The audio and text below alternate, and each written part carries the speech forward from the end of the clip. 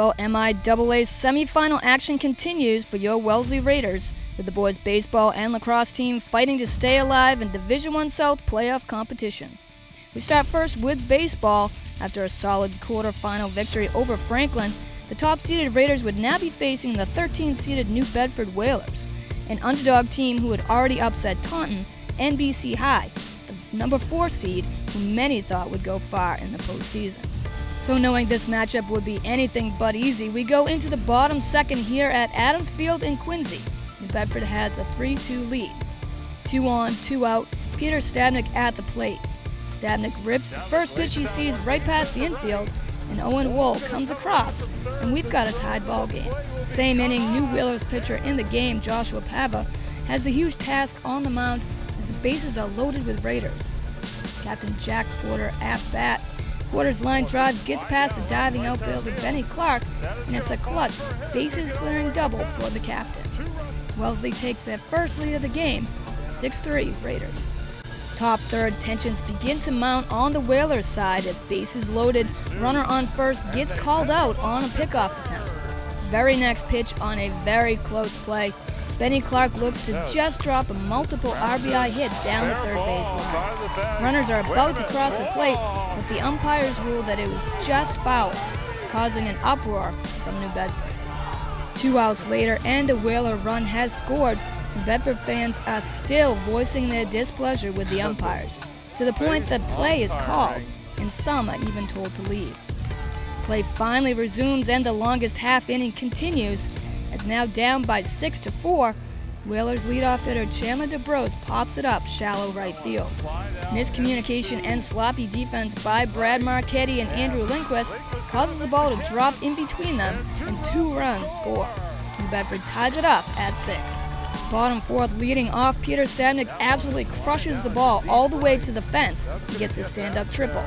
Next batter, Cosmo Ferrante's laser shot up the middle brings home Stabnick, and the Raiders are briefly back on top, 7-6.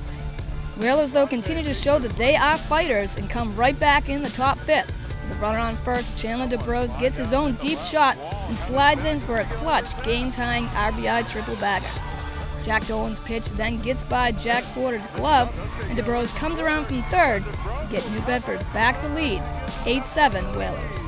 So we fast forward to the bottom 7th, Wellesley still trailing by the score 8-7, and their last opportunity for the Raiders to earn that berth to the sectional finals. Bases loaded, 1 out, Jared Schuster on the mound for the Whalers gets Giho Gim to go down swinging. And so it's all up to pinch hitter Near Liebenthal, who had 1 at bat all season, successfully laying down a sacrifice bunt. So Liebenthal is called in once again for another sacrifice. He makes contact, but it goes right to Schuster, who flips it to his catcher, who holds on despite getting injured. And it's all over.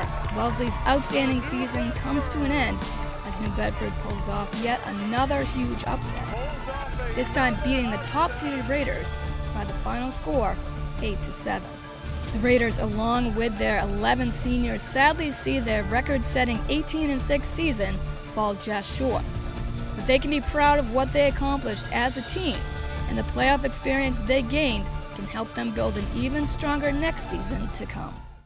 Boys lacrosse look to continue to roll through the playoffs after easily beating Marshfield and Bridgewater Raynham. The 4th-seeded Raiders would have the challenge of facing the top-seeded powerhouse Duxbury. And what a challenge that would be, as the Dragons also boasted one of the top defenses in the state.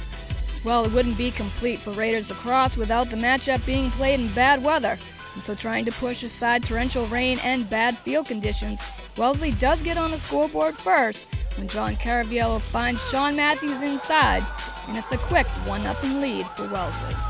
Duxbury quickly answers back, though, as Wellesley Quinzani goes top shelf to tie things up.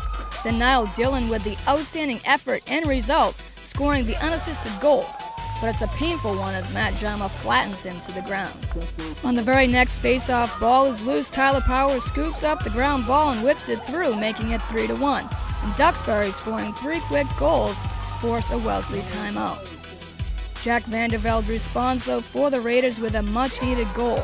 And we head into the second quarter in a tight matchup. Dragons 3, Raiders 2. Second quarter rainy conditions start to wreak havoc on Wellesley's ball handling. Not a good mix against one of the top defensive teams. And so Dragons take advantage on this play as Tim Rahill attempts to pass it up ahead, but the ball starts to slip out of his netting, and his pass is lofted up instead, going right to Tyler Powers.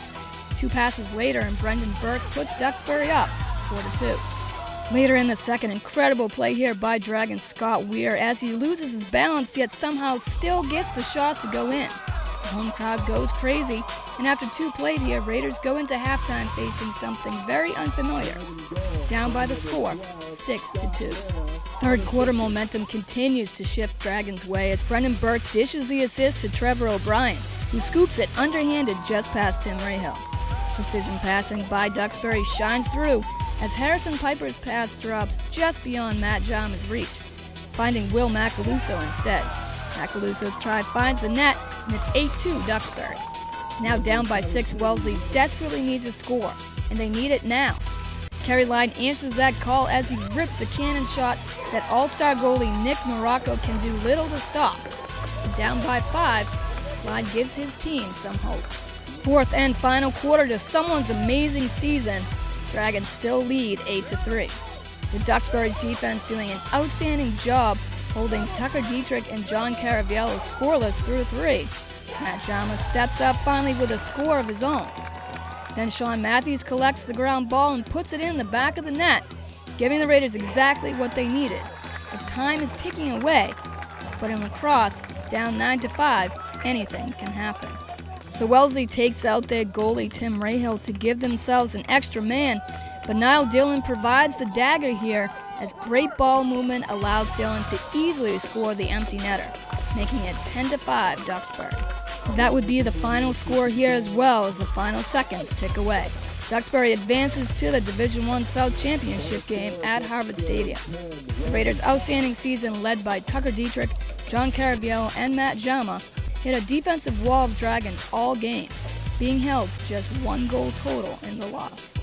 Though Wellesley's outstanding 16-5 season would come to an end, what a season it was, as they beat the number 1 ranked Acton Boxborough Colonials, winning all of their regular season home games, and as a team with an amazing 18 seniors on their roster, fought their way to the Division I South semifinals, where they fell just short to a top LaCrosse Duxbury team. Congratulations, Raiders, on yet another successful Wellesley sports season. Raiders Sports Report will take a break for the summer, but we'll be right back here in September to bring more exciting Raiders highlights.